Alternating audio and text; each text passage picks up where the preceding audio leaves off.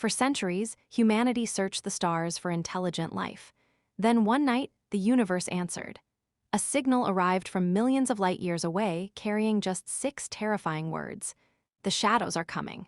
Help us. At first, it seemed like humanity's greatest discovery. Then the footage arrived. Alien fleets destroyed, entire worlds burning, civilizations erased without a trace. And hidden within the darkness was something so powerful that an advanced alien empire chose to beg strangers for salvation. But the real nightmare began when scientists decoded the final coordinates. Because the shadows weren't coming for them, they were coming for Earth. Space was supposed to be silent. For centuries, humanity had listened to the stars, searching for even the smallest sign that we weren't alone. Massive observatories scanned distant galaxies. Deep space satellites floated beyond the edges of the solar system. Every year, billions of dollars were spent searching for alien life. And every year, there was nothing, just silence. Then everything changed. On October 17, 2149, at exactly 2:17 a.m. UTC, every major radio telescope on Earth detected the same transmission. Scientists initially assumed it was a technical malfunction. That assumption lasted less than 3 minutes. The signal wasn't coming from Earth. It wasn't coming from the solar system. It wasn't even coming from our side of the galaxy. It was coming from deep intergalactic space, over 2 million light-years away. The control room inside the International Space Observatory erupted into chaos. Check the receivers again? We already did. Then check them again. Dr. Sarah Lawson stared at the monitor in disbelief. The transmission was repeating, over and over. The exact same pattern, not random noise, not a natural phenomenon, a message. "Holy crap," whispered one technician. Nobody laughed, because everyone was thinking the same thing. They had just found proof of intelligent alien life. Within hours, the governments of Earth classified the discovery. The public wasn't supposed to know, but secrets never stayed hidden for long, especially not one this big. 3 days later, the signal was leaked online. The internet exploded. News networks went into non-stop coverage. Religious leaders debated its meaning. Stock markets crashed. Entire cities held emergency demonstrations. Humanity had spent centuries wondering if aliens existed. Now the answer had arrived, and it sounded terrified. For nearly 2 weeks, the world's most advanced AI systems worked to decode the transmission. Millions watched live broadcasts as scientists raced against time. Then finally, the translation appeared. The room fell silent. No one moved. No one breathed. The message contained only 6 words. The SHADOWS are coming. Help US. A chill swept through every person watching. What shadows? Who needed help? And why did a civilization capable of transmitting signals across intergalactic distances sound so afraid? The questions multiplied. But the answers never came, because 24 hours later, a second transmission arrived. This one was different, far different. The signal included images. Grainy footage, distorted, barely recognizable, but clear enough. The video showed thousands of enormous alien warships burning in space, entire fleets being destroyed, planets exploding, cities disappearing beneath oceans of fire. And then, the thing attacking them appeared, for less than half a second. A massive dark shape, bigger than a moon, covered in moving shadows. The footage ended instantly. Every intelligence agency on Earth declared a planetary emergency. For the first time in human history, nations stopped arguing. America, China, India, Europe, Russia. Everyone understood the same terrifying truth. Something powerful enough to wipe out an advanced alien civilization was moving through the galaxy, and it was heading somewhere. No one knew where, at least, not until the third signal arrived. 3 simple coordinates, nothing else. Scientists entered them into navigation systems. The result drained the color from their faces. "No way," one analyst whispered. Another shook his head. "You've gotta be kidding me." The coordinates pointed directly toward Earth. Meanwhile, far beyond the Milky Way, hidden within the darkness between galaxies, millions of glowing red eyes slowly opened. Watching, waiting, and moving closer, much closer. Humanity had finally found intelligent life among the stars. Unfortunately, something else had found them first. The news was never supposed to reach the public, But it did. And when it did, panic spread across Earth like wildfire. The coordinates from the third transmission had been verified by every major observatory on the planet. There was no mistake, no calculation error, no misunderstanding. The mysterious alien civilization hadn't sent a random warning. They had pointed directly at Earth, and whatever they were running from was coming this way. Within days, emergency meetings were held inside underground military bunkers across the globe. Presidents, generals, scientists, and intelligence chiefs gathered behind sealed doors. The situation was simple. Humanity had two choices: wait or prepare for war. The answer came quickly: lock and load. Those 3 words from Earth's Unified Defense Council marked the beginning of the largest military mobilization in human history. For decades, humanity had quietly expanded into space. Moon colonies, Mars cities, orbital shipyards, asteroid mining stations. Officially, they were civilian projects. Unofficially, they had another purpose: war. Deep within classified shipyards hidden near Jupiter and Saturn, massive doors began to open. The public had never seen what existed there. Even most governments didn't know. Rows upon rows of gigantic warships emerged from darkness. Battleships the size of cities. Carriers carrying thousands of strike craft. Nuclear missile platforms. Billions died. Scientists exchanged nervous glances. The message continued: railgun destroyers, drone fleets numbering in the millions. Humanity hadn't spent decades preparing for peace. Humanity had been preparing for the unknown. And now the unknown was knocking. Around the world, recruitment centers filled overnight. Millions volunteered, some out of patriotism, others out of fear, most because they understood one thing: if Earth fell, there would be nowhere left to run. Meanwhile, scientists continued studying the alien transmissions, searching desperately for clues, anything that might explain the enemy. Then Dr. Sarah Lawson made a horrifying discovery.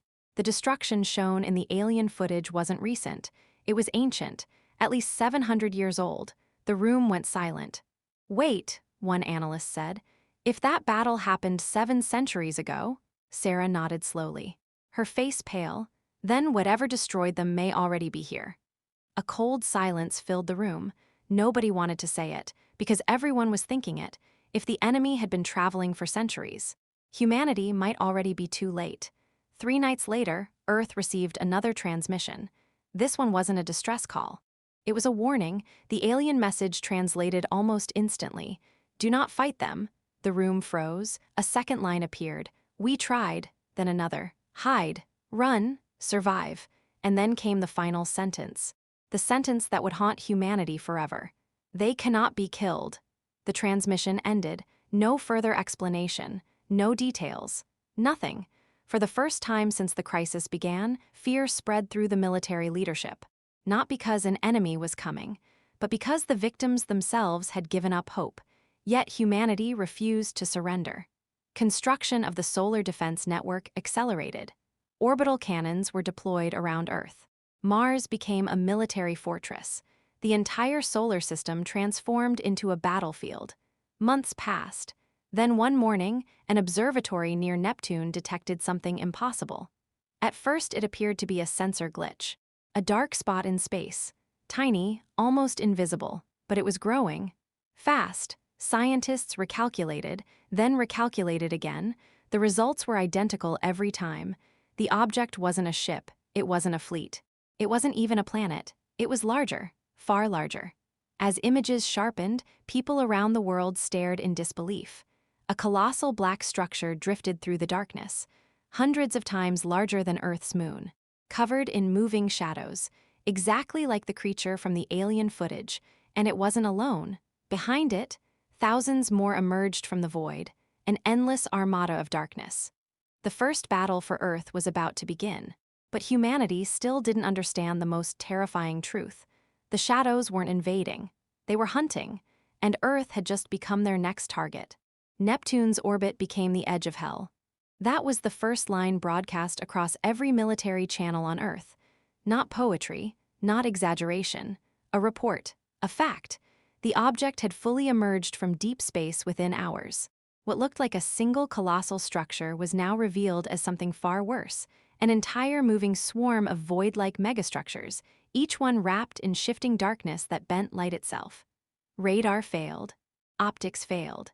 Even quantum sensors struggled to lock onto it. It was like the universe itself was refusing to acknowledge what was coming. "Bro, this ain't normal," muttered a technician inside the Lunar Defense Command. "This is straight up impossible." But it was real, and it was accelerating. At 4:13 UTC, Earth's unified fleet went to full alert status. Across the solar system, engines roared to life. Saturn's hidden shipyards released the Vanguard Armada, hundreds of warships designed in secrecy for a threat no one had ever confirmed until now. From Mars, planetary railguns unfolded like metallic gods waking from sleep. On Earth, cities went dark as power grids were rerouted to defense systems, and in orbit, humanity waited. Waiting is the worst part, because you can hear your own thoughts, and every thought sounds like fear. Then it happened. The first strike. No warning, no declaration, just silence followed by light disappearing. A fleet patrol near Uranus vanished mid-transmission. 1 second they were reporting visuals. The next, nothing. No explosion, no debris, no signal. Just erased. "Contact lost," the commander said. Pause, then again, slower. "We've lost them." A chill ran through every command center on Earth. Then the enemy revealed itself. From the darkness, the shadows unfolded. Not ships in any traditional sense, more like living voids shaped into war forms. They moved without thrusters, without visible propulsion, as if space itself was obeying them. The enemy advanced in absolute formation, and then Earth fired first. "All units fire." The solar defense network unleashed everything. Railgun projectiles the size of skyscrapers tore through space. Nuclear pulse missiles ignited like artificial suns. Laser arrays carved glowing lines across the void. For the first time in history, humanity lit up the solar system like a battlefield. And for a brief moment, it looked like it worked. One of the shadow structures fractured, then shattered. A cheer erupted in command centers. "Yes, we got it. Hit confirmed. Keep firing." But the celebration died instantly, because the broken shadow didn't fall. It reformed, like smoke returning to itself, like reality rejecting damage, and then it reacted. The enemy moved. Fast, too fast. A wave of darkness swept through the outer fleet line, and entire squadrons simply stopped existing. No explosions, no wreckage, just absence. Captain Reeves on the flagship UNS Resolute stared at the tactical display. "What the hell are we even shooting at?" he whispered. The answer came seconds later, from deep space sensors. A decoded fragment from the alien civilization's final transmission finally made sense. Dr. Lawson's voice echoed through comms. "I know what it is." A pause, her breathing was shaking. "It's not a fleet." Silence. "It's a consumption field." The bridge went dead quiet. She continued. "It doesn't destroy matter. It deletes the concept of matter in that area." No one spoke, because everyone understood what that meant. You couldn't outgun something that erased reality itself. And then came the worst part. The shadows stopped attacking. They paused, as if listening, as if noticing something new. Earth, not as a planet, but as prey that had just been found. And for the first time, the entire human fleet realized the truth. They hadn't started a war. They had triggered an awakening, and something ancient in the void had finally turned its attention toward Earth. Earth did not sleep anymore. No one did, not on the surface, not in orbit, not even in the underground bunkers that were supposed to feel safe, because safety had stopped being a concept. It was just a memory. After the first engagement at Neptune's edge, every military system across the solar defense network went into something new, a protocol that had never been activated before. Not even in drills, not even in simulations. Armageddon Protocol. Captain Reeves stood on the bridge of the UNS Resolute, staring at the holomap of the solar system. Red zones were spreading fast. Outer fleets? Gone. Uranus defense line? Collapsed. Jupiter shipyards? Evacuating under fire. And now, the shadows were moving inward, like they owned the space. "Status?" Reeves asked. Lieutenant Hayes swallowed hard. "Sir, we're losing sensor fidelity across multiple sectors. It's like the universe is glitching." "Translate that into English." Hayes hesitated, then said it. "Sir, reality is breaking down around them." A heavy silence fell. Then the alarms hit, not one, all of them, at once. The shadows had entered the inner system. Mars was the first to respond. Planetary railguns fired in synchronized bursts, lighting up space like lightning storms across the red planet's orbit. Entire defensive grids activated simultaneously. For a brief moment, Mars felt like a storm gathering for war. Then the shadows arrived, and everything changed. The incoming fleet didn't just attack. It rewrote physics around impact zones.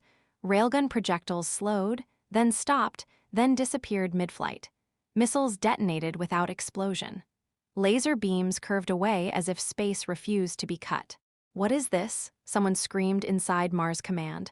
"Why aren't we hitting anything?" Dr. Lawson's voice came through again, now shaking but focused. "Because it's not defending," she said. "It's adjusting reality around itself." "Then how do we kill it?" Reeves demanded. Long pause, her answer came softly. "We don't know if we can." That silence hit harder than any explosion, but humanity didn't stop. Because humans don't stop when told something is impossible. They escalate. Earth activated the second layer of defense systems, classified weapons never meant to leave design files. Graviton destabilizers, quantum collapse torpedoes, zero-point energy cannons, weapons built on theories most scientists said were too theoretical to weaponize. Now they were firing them anyway. The solar system lit up with impossible physics. Space bent, time shimmered. Reality cracked at the edges. For the first time since the invasion began, the shadows reacted. They paused. The massive dark formations slowed their advance. Sensors picked up something new. A distortion, not damage, but uncertainty. On the Resolute bridge, Hayes leaned forward. "Sir, they're hesitating." Reeves narrowed his eyes. "That means we hurt them." Dr. Lawson cut in sharply. "No," she said, a pause. "We confused them." Confused, not wounded, not weakened, just disrupted. And then came the transmission, not from Earth, not from any known alien source, but directly from the shadows themselves. A single waveform, impossible to decode, until Dr. Lawson's AI broke it. The message translated into 5 words. "Anomaly detected. Ascent protocol." The entire bridge froze. "What does that mean?" someone whispered. Lawson stared at the screen. Her face went pale. "It means," she said slowly, "we weren't supposed to be noticed." Before anyone could respond, the shadows changed again, their forms split. Not into smaller units, but into layered structures, like reality itself was unfolding. And then something emerged from within them. A shape, not a ship, not a weapon, something far worse. A signal, a command. And it was aimed directly at Earth's core network. Every defense system simultaneously flickered. And for half a second, all screens on Earth displayed the same symbol, a rotating black spiral. Then a voice followed, not sound, but thought, injected directly into human communication networks. And it said only this: "You are not original." Silence, absolute silence. Because in that moment, humanity understood the most terrifying possibility of all. The shadows weren't just attacking Earth, they were verifying something, testing something, and Earth had passed a test it didn't even know it was taking. The Armada wasn't facing an invasion anymore, it was facing a judgment. And Earth had just been marked as something dangerous, something that should not exist. The shadows began to fully converge toward Earth, and for the first time, Captain Reeves realized something worse than defeat. "We're not fighting an enemy," he whispered. "We're being classified." And somewhere deep in the void, something decided Earth was no longer an anomaly. It was a problem that needed to be solved. Earth's orbit was no longer a line on a map. It was a cage, a collapsing ring of impossible darkness tightening around the solar system like something slowly closing its fist. Captain Reeves stood frozen on the bridge of the UNS Resolute, watching every remaining fleet marker blink out one by one. Mars, silent. Jupiter, erased from contact. Saturn, gone dark. Only Earth remained. And even Earth was starting to flicker. "Sir," Lieutenant Hayes said quietly, voice tight, "we're the last active command vessel still responding." Reeves didn't answer right away. He just stared at the shadow mass on the tactical display. It wasn't moving like a fleet anymore. It was converging like a judgment. Then Dr. Sarah Lawson's voice came through comms, but this time it was different. Slower, controlled, like she had finally understood something she wished she hadn't. "They're not invading," she said. Reeves frowned. "Then what the hell are they doing?" A pause. Then the answer landed like a blade. "They're correcting." Silence filled the bridge. Lawson continued. "This entity doesn't destroy civilizations randomly. It eliminates structures that violate its threshold of existence." Hayes whispered, "So we're a mistake?" Lawson hesitated. "No," she said softly, "that's not how it sees it." Another pause. "It sees us as an impossibility that survived too long." Reeves clenched his jaw. "That doesn't change anything. We fight." And humanity did. Every remaining orbital weapon fired in perfect synchronization. Railguns lit the void like artificial lightning. Missile swarms tore through space. Energy arrays bent light into burning spears. For a brief moment, the shadows stopped advancing. A ripple moved through the darkness. Like something reacting for the first time, on the bridge, Hayes leaned forward. "Sir, we hit it." A second later, another officer shouted, "Confirmed damage across outer mass structures." Hope flickered. Just for a second. Then the shadows adapted. Not repaired, not healed, adapted. The destroyed sections simply stopped mattering, as if the attack had been filed away and ignored. Reeves whispered, "It's learning us." Dr. Lawson's voice came back, sharper now. "No," she said. "It already learned us." A cold silence followed. Then she added, "And it's decided we're still here." That was the difference. Not survival, not resistance. Decision. The shadows began collapsing inward again, faster now, bypassing every remaining defense layer like they no longer needed to acknowledge them. Earth's sky began to distort. Time signals across satellites stuttered. Entire fleets froze mid-maneuver as navigation systems failed simultaneously.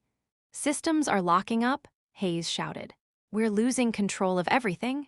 Reeves' voice turned low. "All units, manual override." But even manual control wasn't responding. It wasn't sabotage. It was something worse. The system itself was becoming irrelevant.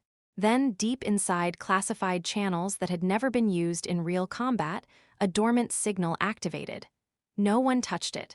No one authorized it. It simply woke up. Every screen on the Resolute flickered. And a new designation appeared across all systems. Arc response, online. Reeves blinked. "What is that?" Lawson's breath caught on comms. "We didn't lose the Warfleet," she said slowly. "We buried it." Space behind Jupiter began to split, not explode, not tear, but open like a sealed truth being revealed after centuries. Massive structures emerged from hidden dark space folds. Not new ships, old ones, designed without public record, built in silence across generations. A fleet that had never been shown because it was never meant to be political, only final, the Armada. And for the first time since the invasion began, the shadows stopped completely. Not because they were winning, not because they were losing, but because they had noticed something new in the battlefield. Reeves whispered, "They're reacting," Lawson answered, voice steady now. "Yes." A pause. "They didn't account for what we kept hidden from even ourselves." The Ark fleet ignited. Engines didn't just fire. They bent space outward like reality itself was being pushed aside. Entire armadas unfolded from layered orbitals, revealing formation after formation that stretched beyond sensor limits. And then came the command signal. Not from Earth, not from any ship, from the Ark core itself. A single broadcast, clean and absolute, echoed across every human channel. "We were not built to survive." The fleet aligned. "We were built to end what survives US."